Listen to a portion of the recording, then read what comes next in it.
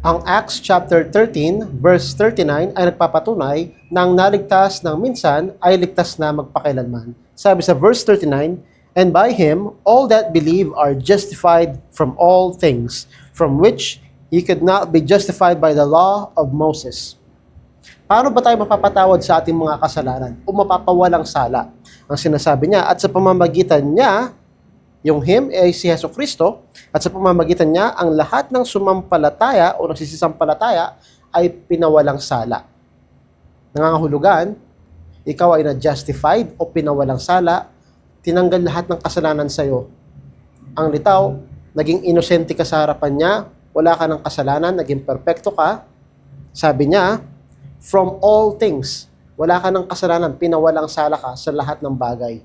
Lahat ng bagay, lahat ng kasalanan ginawa mo ay nawala na sa'yo. Pinawalang sala ka dito. Kapag ikaw ay sumampalataya sa Kanya, lahat ng ginawa mong kasalanan, past, nakaraan, ngayon, at yung gagawin mo pang kasalanan sa panginaharap, lahat yon na-justify, pinawalang sala, binayaran ng Kanyang dugo.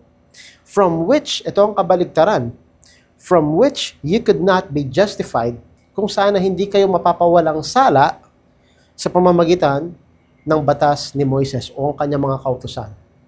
Ang 10 utos ay hindi magpapawalang sala sa iyo. Kahit sundin mo ito, hindi ito magpapawalang sala sa iyo. Hindi ka ma-justify sa pamamagitan ng iyong mga gawa, ng iyong pagsunod, kundi sa pananampalataya lang kay Kristo, makakamta ng kapatawaran. Ikaw ay napatawad na sa lahat pag ikaw ay sumampalataya na sa Kanya dahil lahat ng kasalanan mo ay binayaran niya.